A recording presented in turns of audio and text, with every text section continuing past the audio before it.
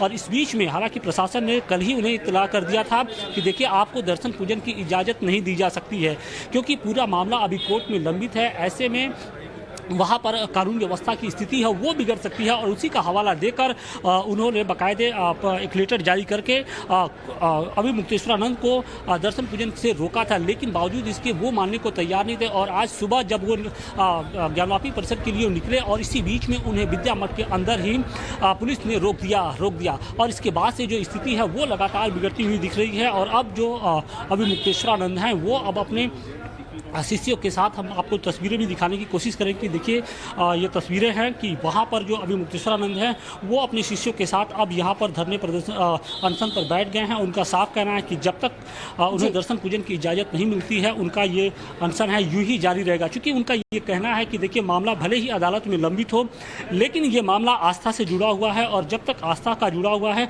ऐसे में जबकि अब शिवलिंग प्रकट हो चुका है, ऐसे में वहाँ पर दर्शन पूजन करना हमारा मौलिक अधिकार है। हालांकि वो जो राम मंदिर का विवाद था उसका भी हवाला दे रहे हैं कि उनका ये कहना है कि राम मंदिर का जो मामला था अदालत में चल रहा था, लेकिन वहाँ पर दर्शन पूजन नहीं रोका गया था। ऐसे में ये मामला भले ही अदालत में लंबित हो, अदालत में कार्रवाई चलती रहे, जो सुनवाई चलती रहे, लेकिन यहाँ पर दर्शन पूजन से न रोका जाए। और इसी बात को लेकर वो अब यहाँ पर दर्शन पूजन पर अड़े हुए हैं, और अब लगातार जो उनके भक्त हैं आप देख सकते हैं कि वहाँ पर बैठे हुए हैं। हम आपको दिखाने की कोशिश की यही पूजा की थाली है, और इसी पूजा की थाली को लेकर अभी मुक्तेश्वरानंद जी आज दर्शन के लिए निकले थे। देख सकते हैं आप उसमें शेषनाग है, डमरू है, इसके अलावा माला फूल है, तमाम तरह की जो चीज़ें हैं। उनका ये साफ कहना है कि देखिए जब चूँकि शिवलिंग प्रकट हो चुका है, ऐसे में वहाँ पर दर्शन पूजन न करना कहीं ना कहीं आस्था के साथ एक तरीके से खिलवाड़ होगा।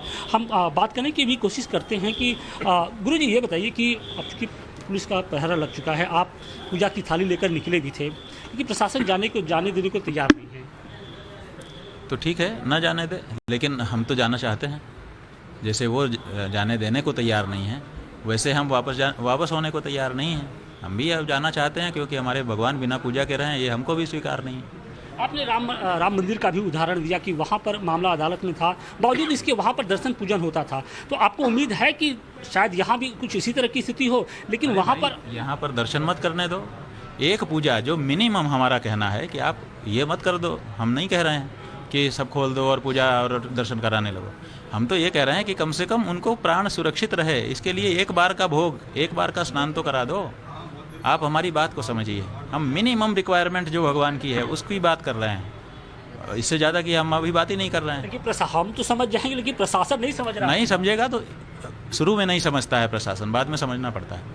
एक दिन आएगा, हमको भरोसा है, प्रशासन भी समझेगा और न्यायालय भी समझेगा और सब समझेंगे। जो नहीं समझ रहे हैं ये समझना ही होगा। कि मुस्लिम पक्ष कर रहा है कि अभी तो शिवलिंग अभी तो सिद्ध ही नहीं हुआ है, वहाँ पे फव्वारा है। तुम्हारे लिए सिद्ध नहीं हुआ है ना, हमारे लिए तो सिद्ध है ना। उनके लिए सिद्ध नहीं हुआ है, वो ठीक कह रहे हैं, इसीलिए तो वो लोग न्यायालय में गए हैं। हमारे लिए फुवारा भी कहाँ सिद्ध हुआ है, इसीलिए हम फुवारा नहीं है ये सिद्ध कराने के लिए हम भी न्यायालय गए हैं। हमारे लिए शिवलिंग सिद्ध है, उनके लिए फव्वारा सिद्ध है आज ही की तारीख में। ये समझिए, आज की तारीख में उनके लिए फव्वारा सिद्ध है, इसीलिए तो कह रहे हैं पूरे बल से कि वो फव्वारा है। इसका मतलब एक पक्का है उनके मन में कि वो फव्वारा है, यही ना। जैसे उनके मन में ये पक्का है कि ये फव्वारा है, ठीक वैसे ही आज हमारे मन में पक्का है कि ये शिवलिंग है। आज की तारीख में यही बात है कि एक ही वस्तु है जिसके लिए उनके मन में है कि ये पक्का फव्वारा, हमारे मन है कि पक्का शिवलिंग।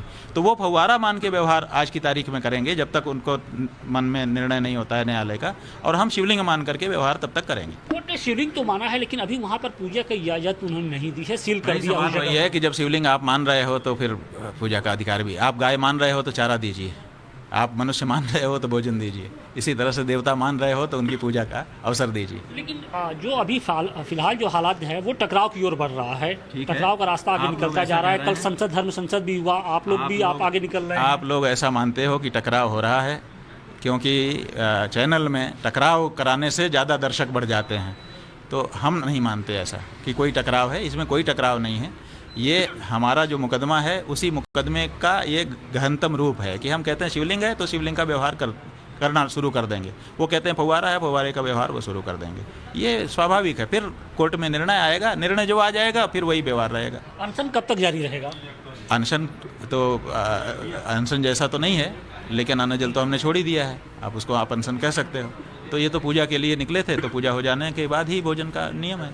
पूजा हो जाएगी, भोजन कर लेंगे। तो आप देख सकते हैं कि अभी मुख्तार जी की साफ कहना है कि जब तक उन्हें दर्शन पूजन की इजाज़त नहीं मिलती है, जो उनका ये अनशन है, जिस तरीके से उन्होंने अन्न जल को त्याग दिया है, वो अभी जारी रहेगा जब तक कि उन्हें इजाज़त नहीं मिल जाती है। अब सवाल इस बात का है कि कोर्ट और फिर उसके कोर्ट के साथ साथ जिला प्रशासन इसके साधु संतों की इस रुख के बाद क्या कुछ तय करता है। बिल्कुल, बहुत बहुत शुक्रिया आपका इस तमाम बातचीत के लिए। तो लगातार ज्ञानवापी से जुड़ा हुआ अपडेट हम आप तक पहुंचाते रहेंगे। ग्राउंड जीरो पर हमारे सहयोगी भी मौजूद हैं। आगे हम आपको दिखाएंगे दिल्ली में